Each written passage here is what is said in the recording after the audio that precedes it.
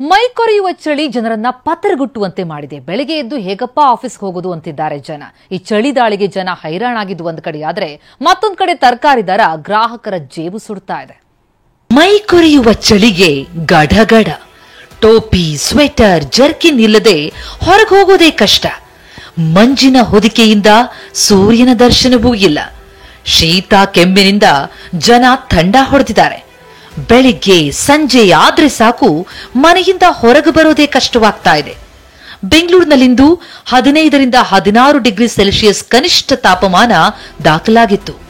ಇನ್ನೂ 5 ದಿನಗಳ ಕಾಲ ಇದೇ ರೀತಿ ವಾತಾವರಣ ಇರಲಿದ್ದು ತಾಪಮಾನ 12 ಡಿಗ್ರಿಗೆ ಇಳಿಯುವ ಸಾಧ್ಯತೆ ಇದೆ ಎನ್ನಲಾಗ್ತಿದೆ.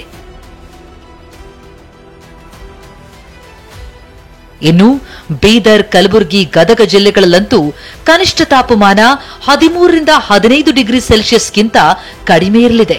ಚಿಕ್ಕಮಗಳೂರು, ಮಂಡ್ಯ ಮತ್ತು ಚಿಕ್ಕಬಳ್ಳಾಪುರದಲ್ಲಿ ಕನಿಷ್ಠ 12ರಿಂದ 13 ಡಿಗ್ರಿ ಸೆಲ್ಸಿಯಸ್ ಕನಿಷ್ಠ ತಾಪಮಾನ ಇರಲಿದೆ.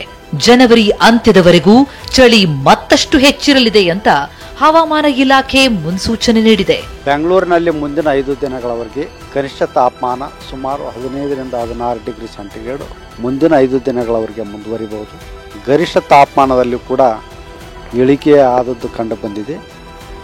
ಗರಿಷ್ಠ ತಾಪಮಾನ ಸುಮಾರು 25ರಿಂದ 26 ಡಿಗ್ರಿ ಸೆಂಟಿಗ್ರೇಡ್ ಇರಬಹುದು.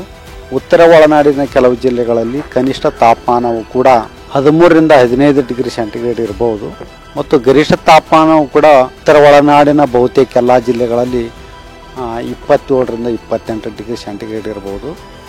ಚಳಿಯ ನಡುವೆ ತರಕಾರಿ ಬೆಲೆ ಏರಿಕೆಯ ಬಿಸಿ ತಟ್ಟಿದೆ. ಸಂಕ್ರಾಂತಿ ಹಬ್ಬದ ಹೊತ್ತಲ್ಲೇ ವೆಜಿಟೇಬಲ್ ರೇಟ್ ಹೆಚ್ಚಳವಾಗಿದ್ದು ಚಳಿಯಲ್ಲೂ ಜನ ಬೆವರ್ತಿದ್ದಾರೆ.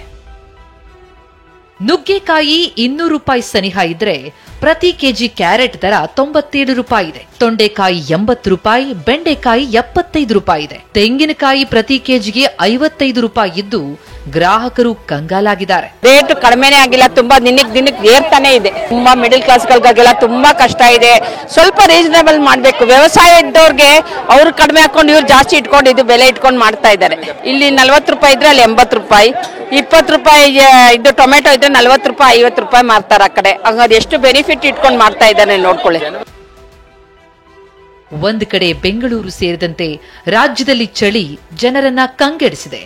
ಇನ್ನೊಂದು ಕಡೆ ಸಂಕ್ರಾಂತಿ ಹಬ್ಬಕ್ಕೆ 3 ದಿನ ಬಾಕಿ ಇದ್ದು ತರಕಾರಿ ದರ ಜೇಬನ್ನ ಸುಡ್ತಾ ಇದೆ. ಹೇಗಪ್ಪ ಬದುಕೋದು ಅಂತ ಜನ ಮಾತಾಡ್ತಿದ್ದಾರೆ. ಕಿರಣ್ ಸೂರ್ಯ, ಟಿವಿ9 ಬೆಂಗಳೂರು.